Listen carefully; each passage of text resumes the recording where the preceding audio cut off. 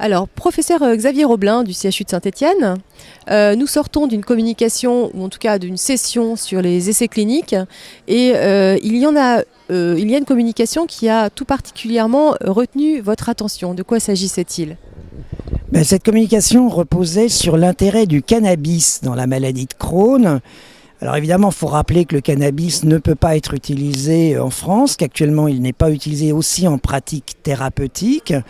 Mais en Israël, ils l'utilisent volontiers dans des cliniques du cannabis où là, sur le plan thérapeutique, ils vont essayer de travailler avec des cannaboïdes qui, eux, ne vont pas être des cannaboïdes associés à des effets secondaires ou à trop de THC. Et donc, dans ces conditions, une étude a été rapportée. Alors, cette fois-ci, celle-ci n'est pas en tabac.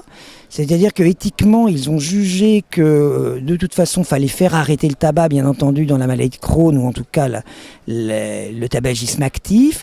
Et donc, cette fois-ci, ils ont utilisé le cannabis sans THC ou quasiment sans THC par voie sublinguale. L'étude est une étude extrêmement bien faite. Ils prennent des maladies de Crohn qui peuvent être en échec dans la moitié des cas d'anti-TNF et ils utilisent du cannabis versus placebo. Donc, un design extrêmement correct, extrêmement propre. Et là, ils vont regarder les critères classiques que sont la rémission clinique et après les critères classiques que sont la réponse endoscopique. Sur le plan clinique, eh bien, ils obtiennent un mieux réel par rapport au placebo. Alors, le manque de puissance, parce qu'il n'y avait pas énormément de malades, évidemment, faisait qu'ils n'obtenaient pas la significativité, mais il y avait vraiment numériquement bien plus de malades qui allaient mieux. Et quand ils regardent évidemment la qualité de vie de ces malades, ceux qui ont le cannabis sont plutôt contents et vont beaucoup mieux que ceux qui ont le placebo. Et d'ailleurs, elle a eu une question sur mais finalement, vous avez arrêté le cannabis derrière, et ceux qui ont dû arrêter étaient un peu tristes d'arrêter le cannabis, avec, je dirais, ça s'arrêtait en 2 mois. Il n'y a pas eu trop d'effets secondaires rapportés. Par contre, le point négatif, c'est que sur le plan endoscopique, à 8 semaines, c'est une étude courte, il n'y a pas d'efficacité du cannabis à 8 semaines en termes de cicatrisation muqueuse chez ces malades. Donc, un point positif qu'on attendait, qu'ils avaient déjà rapporté. Un point évidemment négatif qui est de dire sur la cicatrisation muqueuse, on n'y arrivera pas.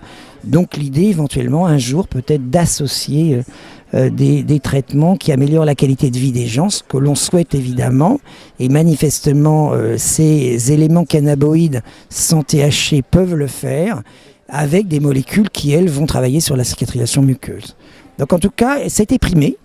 C'était présenté comme la meilleure communication. Elle était pleine d'humour et c'était très intéressant de l'écouter. Merci beaucoup. Juste un tout petit détail. En fait,